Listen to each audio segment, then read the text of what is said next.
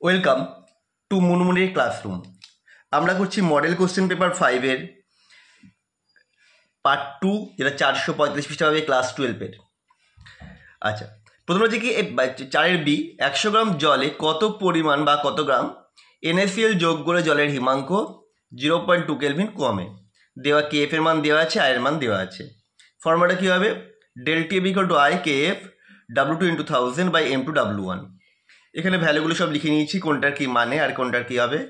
Calculation করলে আসছে W2 equal to 0.3145, অর্থাৎ 100 গ্রাম জলে এত গ্রাম NaCl দ্রবীভূত আছে। পরে কোশ্চেন চলে যায়। একটা কোষ বিক বলে দিয়েছে, এই নিচের কোষটির নাস্ট ইকুয়েশন মতো একটা কোষের দিয়ে দিয়েছে, গঠন দিয়ে দিয়েছে, নাস্ট ইকুয়েশন আমাদের লিখতে হবে। আর কি বলেছে? তার তড়িৎচালক বলের মান গণনা করতে হবে 298 কেলভিন বা 25 ডিগ্রি সেন্টিগ্রেডে। কিন্তু ফর্মুলা ইজি হয়ে যায় 25 ডিগ্রিতে। নাস্ট সমীকরণটা কত হবে তাহলে? E cell equal to 0 cell minus 0.059/2 log concentration of Mg2+ by concentration of Cu2+। তাহলে প্রথমে ইসেল বের করে নিয়েছি, E0 cathode minus E0 anode করে E0 সেল বের হলো 2.70। তাহলে ইসেল ইকুয়াল টু কত হয়? ভ্যালুগুলো সব পুট করে দেওয়া হলো, এলো 2.73 ভোল্ট, অর্থাৎ 298 কেলভিন উষ্ণতায় কোষটির তড়িৎচালক বল মান হবে 2.73 ভোল্ট।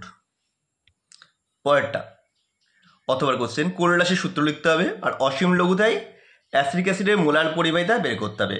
দেওয়া আছে HCl, NaCl আর সোডিয়াম অ্যাসিটেটের ল্যামডা m বা মোলার পরিবাহিতা।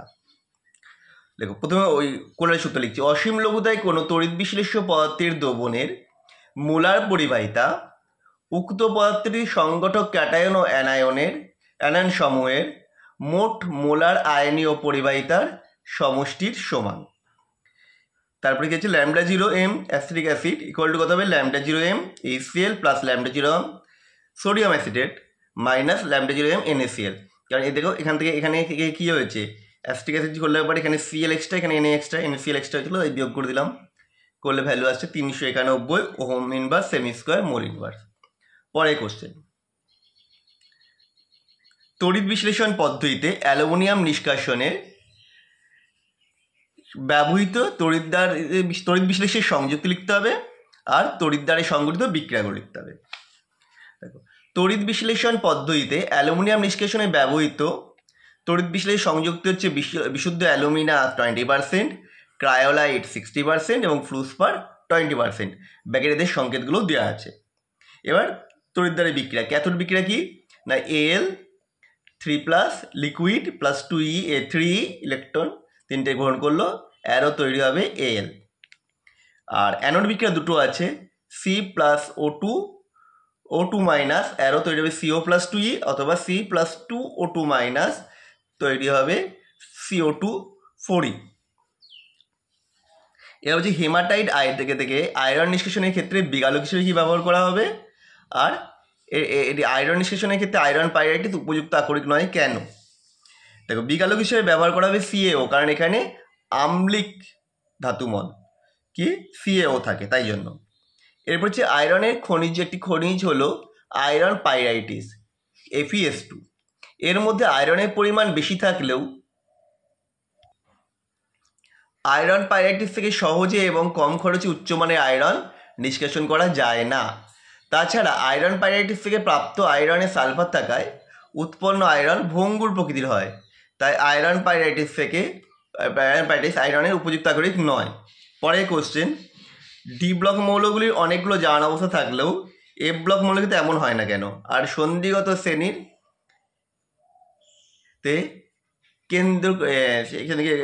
কেন্দ্রকের আধান বাড়ার সঙ্গে সঙ্গে আবরণী প্রভাব কীভাবে পরিবর্তিত হয় সেটা আমাদের লিখতে বলেছে। দেখো, ডি ব্লক মৌলের বহিস্তম NS উপকক্ষ এবং পেনাল্টিমেট কক্ষের অর্থাৎ N-1 ডি উপকক্ষের মধ্যে শক্তির পার্থক্য কম থাকায় এই দুই উপকক্ষে ইলেকট্রনগুলি রাসায়নিক বন্ধনে অংশগ্রহণ করে, তাই ডি ব্লক মৌলের ক্ষেত্রে বহু সংখ্যক জারণ স্তর প্রদর্শন করে। অপরদিকে F ব্লক মৌলের ক্ষেত্রে F উপকক্ষের আবরণী প্রভাব কম হওয়ায় এবং F উপকক্ষটি অ্যান্টি পেনাল্টিমেট কক্ষে অর্থাৎ n-2তম কক্ষে উপস্থিত থাকায় এই উপকক্ষের ইলেকট্রনগুলি অধিক পরিমাণ কার্যকারী নিউক্লিয়ার দ্বারা তীব্রভাবে আকর্ষিত হয়। তাই এই উপকক্ষের ইলেকট্রনগুলির ওপর রাসায়নিক বিক্রিয়ায় অংশগ্রহণ করার প্রবণতা কম। তাই এফ ব্লক মৌলগুলির কম সংখ্যক জারণ অবস্থা দেখায়। প্যারাগ্রাফ লেয়ারে লিখেছে আমাদের পরের কোশ্চেনটা ছিল 3D উপকক্ষের এই শ্রেণীর কেন্দ্রকের আধান বাড়ার সঙ্গে সঙ্গে n-1d উপকক্ষী ইলেকট্রন সংখ্যাও বৃদ্ধি পায়, ফলে আবরণী প্রভাব বৃদ্ধি পায়। পরেরটা SM পারমাণবিক সংখ্যা বলেছে 62 এবং EU পারমাণবিক সংখ্যা বলেছে 63।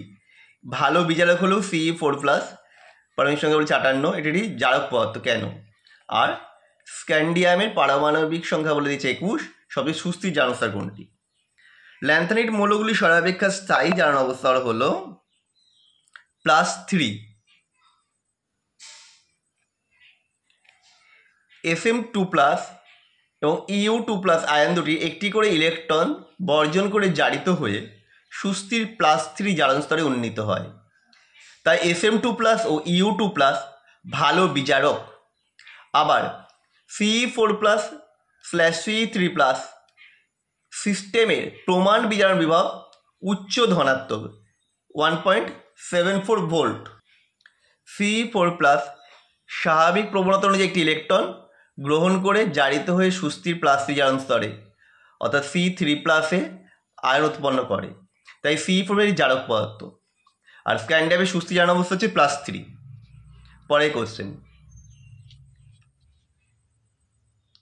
প্রদত্ত SN1 বিক্রিয়াটির বিক্রিয়াত পদার্থ লিখতে হবে। দেখো আমরা বিক্রিয়াত পদার্থটা লিখে দিচ্ছি না, ভিডিওটা পজ করে টুকে নাও।